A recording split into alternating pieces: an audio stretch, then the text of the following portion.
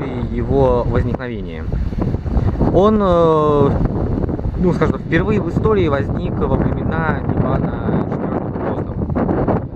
У Ивана IV Грозного была достаточно большая стратегия захвата земель в Сибири, но этому мешал форпост татарский форпост в Казани, которые успешно отражали набеги и военные притязания русских князей на эту территорию. Василий III до Ивана захватывал Казань, однако ему не хватило ресурсов, чтобы ее удержать в своем царстве. И Казани, и татары снова стали владеть этой Казанью полноправно, уже даже при Василии III. Они заплатили ему дань и продолжали дальше жить. У Ивана IV были другие далеко идущие планы. Он хотел захватить Казань, сделать ее по большей части русским городом, присоединить ее к Московской Руси и сделать полноправной частью Руси Московской. Это такая у него была большая стратегия на уровне государства. Я буду немножко давать изложение материала с точки зрения Эдварда Лютвака. Это книга «Стратегия, логика войны и мира», потому что на этом примере очень хорошо видно практически все части стратегии, а их всего 5. Начиная с самого нижнего, это технический уровень стратегии, потом тактический уровень стратегии, оперативный уровень стратегии, театр военных действий и большая стратегия. Большая стратегия – это уровень экономики, политики, уровень взаимоотношения государств, то есть это государственный уровень. Вот на государственном уровне у Ивана IV Грозного была задача расширить границы нашей страны. И, опять же, с точки зрения Эдварда Лютвака, любая победа должна быть каким-то образом оплачена. То есть, чтобы что-то получить, надо за это заплатить.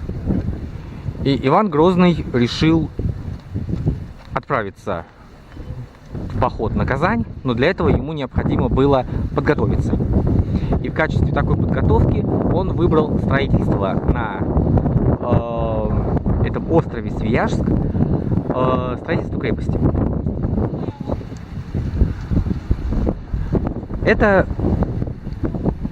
так называемый технический уровень стратегии. Построить крепость, заселить ее войсками и потом отсюда уже нападать. Однако технического превосходства было недостаточно, потому что известно было уже поражение Василия II в войне с войсками татар, когда 20-тысячное войско Василия II было разгромлено 3000-ным войском татар, и Иван IV Грозный это знал, и он это учитывал. Также он помнил то, что Василий II был захвачен в плен, и за него был выплачен огромный, богатый выкуп в размере 200 тысяч рублей серебром. Это было очень и очень большой откуп, который русские князья платили татарам за своего князя. Иван IV это знал. И поэтому он спланировал операцию на Казань. И здесь я сделаю еще одно небольшое отступление и расскажу про техническую и символическую цель. Опять же, с точки зрения Эдварда Лютвака.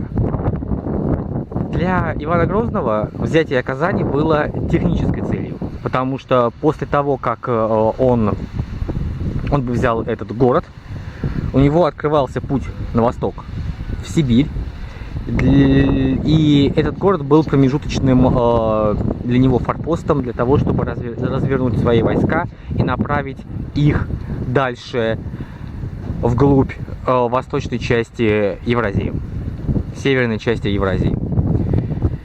И чем отличается техническая от символической цели? Символическая цель — это когда, если просто совсем сказать, символическая цель — это когда затраченные усилия на ее достижение значительно превышают результаты от владения этой целью.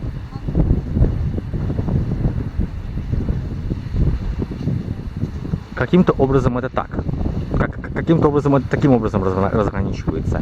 Техническая цель — это когда ресурсы, потраченные на достижение этой цели, не превосходят, а еще лучше, значительно меньше, чем результаты от владения, выгоды от владения этой целью. Поэтому Иван Грозный решил действовать следующим образом. Он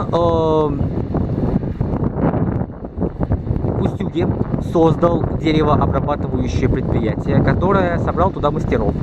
И они начали строить крепость. Но мастера удивлялись, что же это за такая крепость, у которой нет фундамента. Но Иван Грозный им ничего не отвечал. Это было зимой 1550 года. Эти мастера, они построили эту крепость за зиму и весну 1550 года. После этого Иван Грозный приказал разобрать по бревнышку всю эту крепость и погрузить на плоты. И вот тогда мастера поняли, что эта крепость не для этих мест. Эту крепость за лето перевезли в район Свияжска и начали здесь устанавливать.